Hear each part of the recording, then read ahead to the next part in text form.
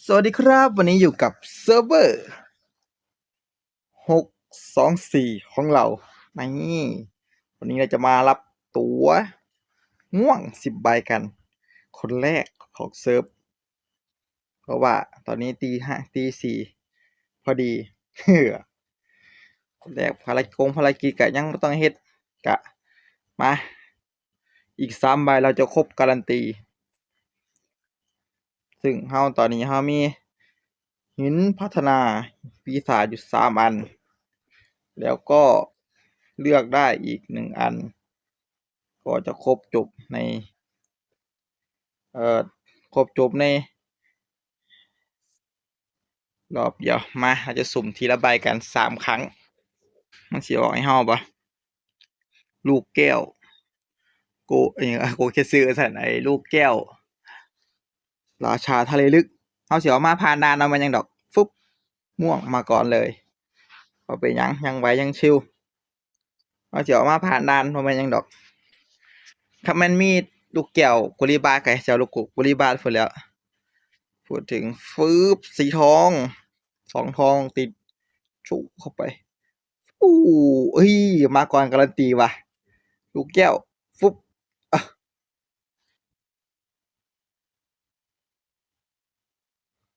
โอ้ยเนาะหินยังฮีโร่บ่มารอบนี้โอ้2 ทองอีหลีอยากได้อยากได้อยากได้อยากได้อยากได้อยากได้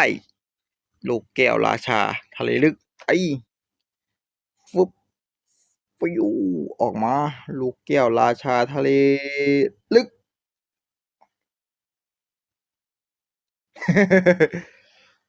มันคือบ่ตรงปกว่ะเฮ้ยจั่งใดนี่มันคือเป็นจั่งซี้เฮ้ยหัวหน้าลูกแก้วราชาทะเลลึกคือเป็นแปลกๆ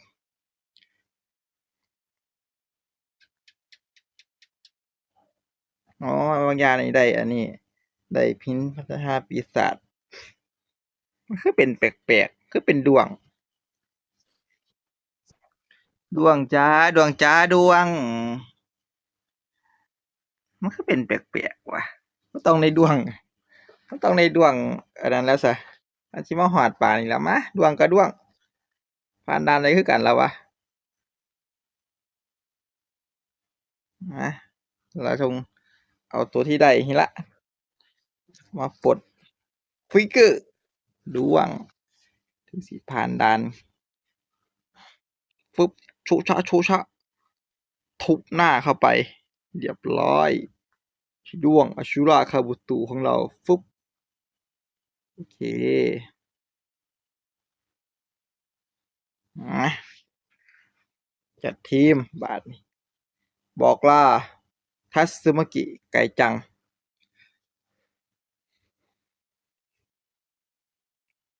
ก็สิเป็นประมาณนี้ตัวดวงมายืนหน้าเรารีตัวไหนได้รีปูบอมรีหน้ากากวานจัดทีมของเราต้องรีปูบอมแหละต้องรีปูบอมให้ได้เวล90ชุบดวงอยู่นี่จ้ะดวงนี่ไง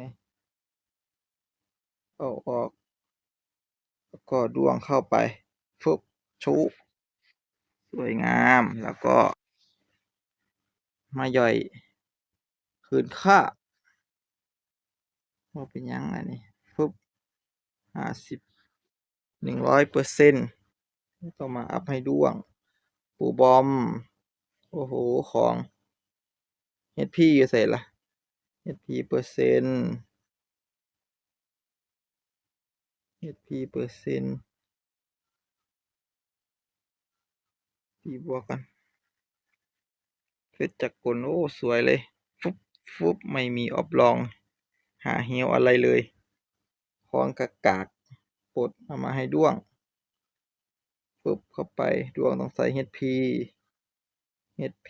โอเคสวินจักรกลใส่ตัวนี้ไปก่อนมาดวงเราอัพ2 ดาว แต่เฮาสิมีตัวอัปนั่นบ่วะเฮาก็สิได้ย่อยหน้ากากหวานแล้วบัดนี้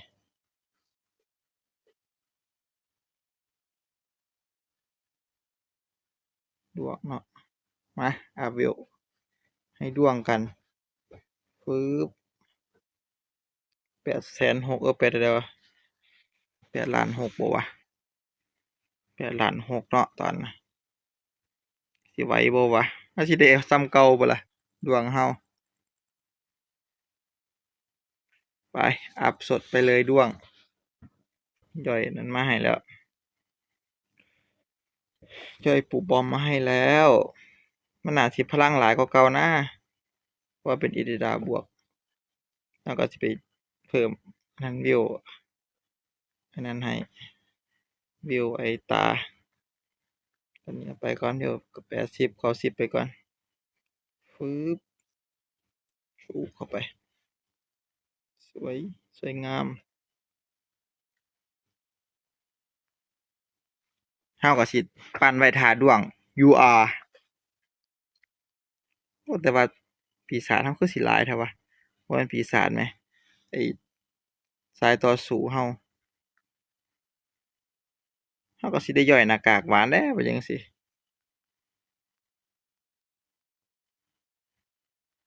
ย่อยหน้ากากหวานปั้นราชาทะเลลึก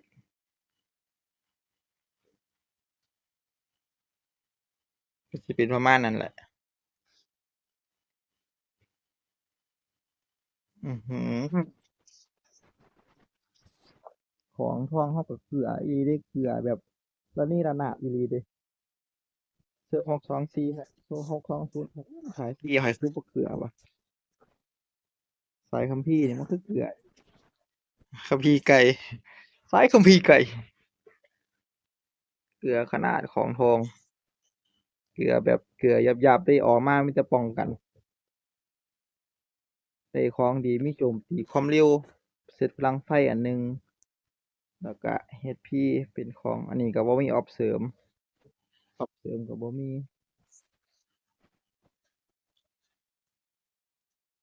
ครับที่เออ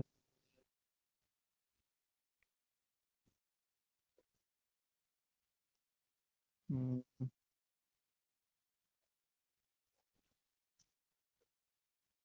มันจะป้องกันผู้โจมตีก็ได้โอ้โฮอิหยังก็บ่เหลือ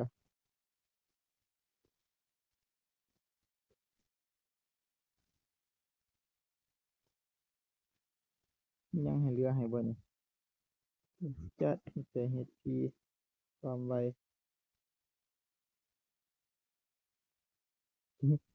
ดวงของหวังโอ้สภาพสภาพดวงข้อย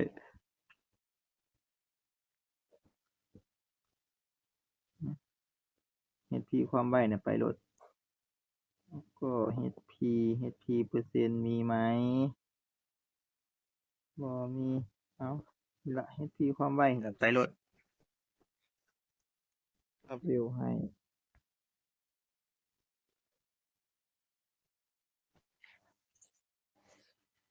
อื้อฮือบ่มีเงินอัปของทองเบิดแล้วไปเคลียร์เคลียร์เควสก่อนรับของรับหยังก่อนรับไอ้ทองก่อนทองเบิดโอ้สงสารเจ้าของขนาดทองเบิด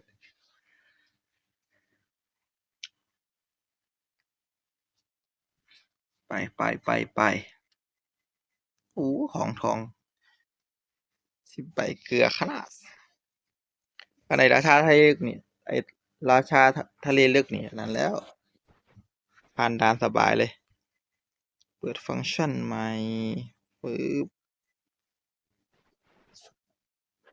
เอาไว้มี4เศษดวง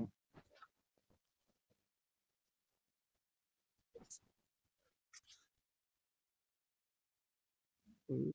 ปึ๊บเหลือเท่าใดโอ้500,000เหลือ15ไป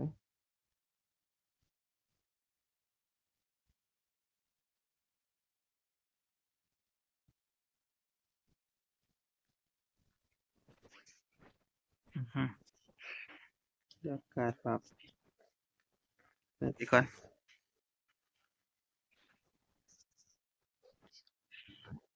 ดวง55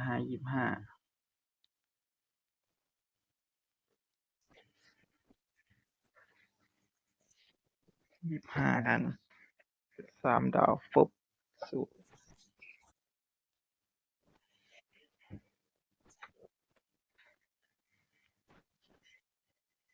บ่มีบัดนี้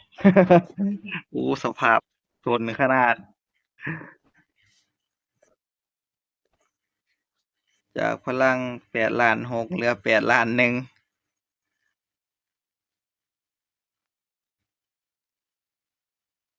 8,500,000ดาวปูบอมก่อนเอาดาวปูบอมขึ้นไปปลดไปโอเคปลดพิกเกอร์สั่นทองก็บ่มีตายแล้วบัดนี้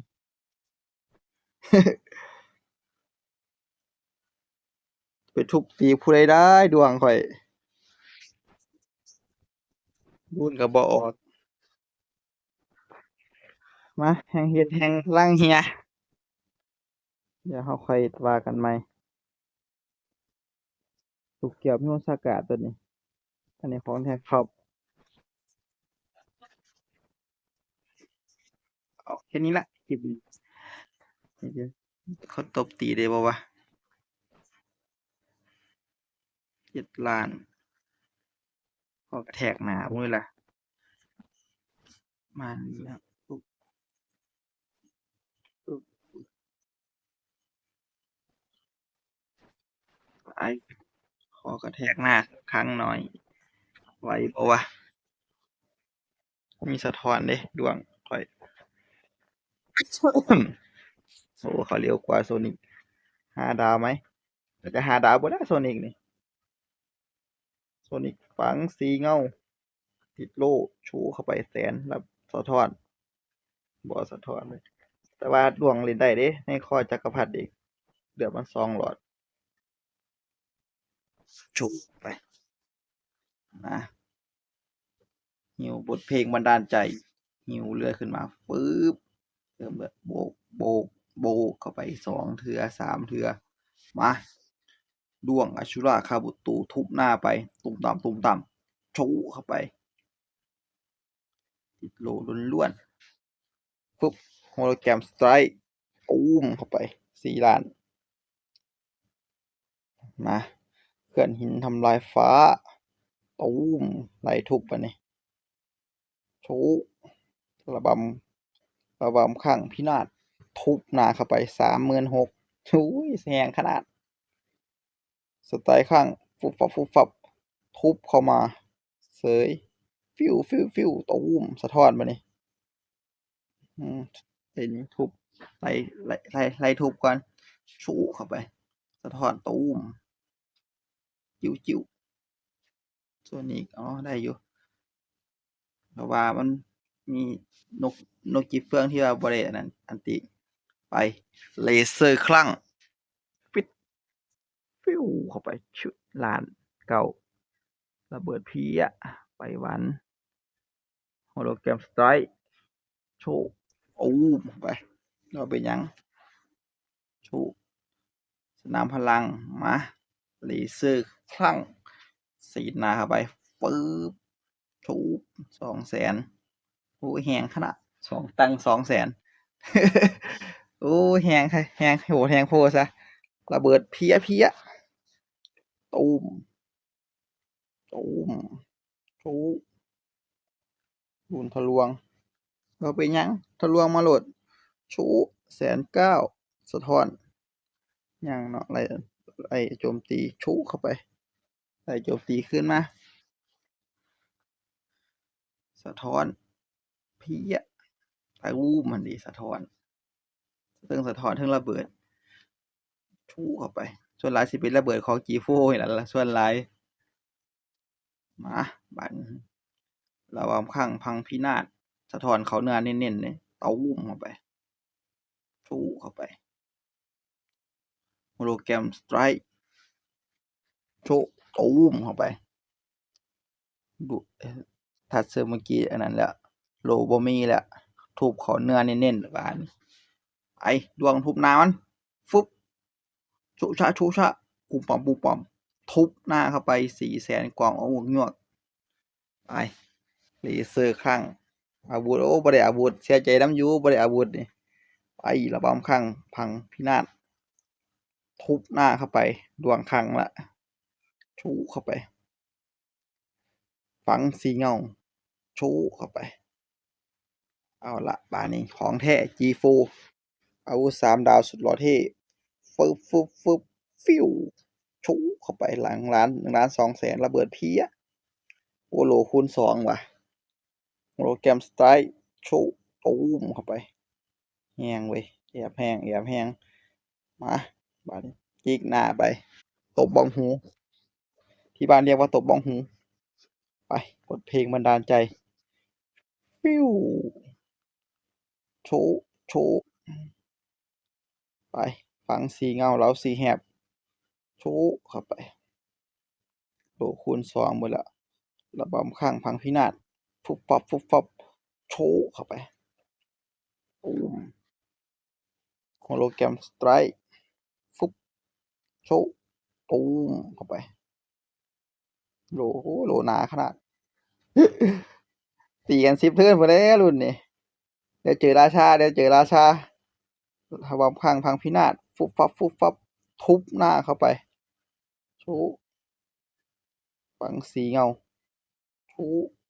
แล้วก็เลเซอร์ข้างบัดนี้ปุ๊บโชฟิวเข้าไปชูเข้าไป300,000เบาขนาดโอ้โหวานไปวันแล้ววานค่อยชูโอ้โหจะตีโดนขนาดสูบขึ้นมาวานทุบหน้าฟุบฟับฟุบฟับทุบหน้าเข้าไปแหงขนาดโอ้ยเมื่อยกับดวงไหลทุบแหงขนาดดวงข่อยมาโบกขึ้นไปฟิวบทเพลงบันดาลใจหิวมาฟึบเข้าไปทุบหน้าไป3 เทื่อฟังสีเงาชูเข้าไปดวงแลนตีอีก1 ครั้งตูมฟุบชูเข้าไปมักแต่ดวงแหละบ่เคยเล่นดวงเทื่อเว้ามาก็เลยแต่เล่นวันพันแม่นมานี่บ่เคยได้เล่นดวงเอดิดาบวกจักเทื่อฟึบเรียบร้อยหน้ากากหวานข้อยไปหวันเกิดมาอีกกลับมาใหม่อีก1 ครั้งทุบหน้าเข้าไปละทุบหน้าเข้าไป21,000ฟังสีเงาแล้วสีแหบชูเข้าไปติดโลล้วนๆปุ๊บเข้าไปเลเซอร์คลั่งปึ๊บเข้าไปชูเข้าไประเบิดเพี้ยโปรแกรมสไตล์ชูตูมเข้าไปบ่เป็นหยังยังว่ายังชิวโอ้ยหลวงข่อยไล่ทุบอย่างเดียวแต่หากบ่เข้าทุบไม่เข้าโอ้ยถึงเป็นแสนอยู่เว้ยนกจิบเฟียงฟินิกซ์ดิงเวหาชูเข้าไปคีบออกแล้วก็เข้ามาใหม่ ฟินิกซ์ดิงเวหาบทเพลงบันดาลใจ20 นาทีแล้วไปโบกปุ้งหาเทิร์นฟังสีเงาไล่แบบไล่อันติชูเข้าไปโอ้โหบ่เฮียเลยไปทุบหน้าจนเหงาโอ้ยโดนขนาดแพ้บ่วะ6 รุม 2หรือว่า2สิรุม6เนี่ยปุ๊บเลเซอร์ข้างบ่เพิ่มเม็ดเกมแล้วปุ๊บโอ้หน้ากากหวานเกิดมาอีก หน้ากากหวานข่อยมันมึนมันหยาบเด้ทุบหน้าเข้าไปไปฝังสีเงาชูติดขี้หลบหลีกไปเลเซอร์คลั่งฟิตฟิว160,000เพี้ยโฮโลแกรมสไตร์โชว์ตูมเข้าไปอย่างไวอย่างชิวฟุบฟับฟุบฟับฟุบฟับทุบหน้าเข้าไปโหยังคูณ2คือเก่าโหคูณ4แหละ นกขี้เฟี้ยงข่อยโลนั้นนะเลือด2หลอดดวงก็เลือด2หลอดเนาะฝังสีเงาชูติดขี้เข้าไปไปเข้าโอ้โห6เทิร์นแล้วไปกดขามได้แล้วแพ้ตีเขาบ่ตายนั่นว่าแล้วว่าดาเมจบ่พอโอเคครับ คลิปนี้ก็พอแค่นี้สำหรับเซิร์ฟเวอร์624ของเรา ว่าสิเอาละลูกแก้วราชาแหน่วะสุ่มเบิ่งก่อนนะมันสิได้อีกบ่วะไปเผื่อมันออกอีก ออกมานี่5เลยเดะนี่ลูกแก้วราชาข้อยนี่เอามันเบิดก่อนใส่มันเบิดโควตา10ใบนี่ล่ะได้มา2ทองได้3ทองก็สิไข่ดีเนาะฟุบ3ทองปึ๊บได้5เลยเดะนี่พวกเราคือมนุษย์หยังก็ปีศาจใต้ดินตัวแจกฟรีอีก4ครั้งไปชุบฟุบกดข้ามบ่หวังดอกว่าพูดถึงก็ได้มันสิสุ่มอีก10ใบหรือ20ใบก็บ่ออกสีทองนี่เพราะว่ามันออกมาแล้ว2ทองแล้วติดเราก็สุ่มเล่นๆไปซั่นล่ะบ่หวังก็เท่ากับบ่ขาดบ่หวังเท่ากับบ่ผิดหวังมาครั้งสุดท้ายยืนยัน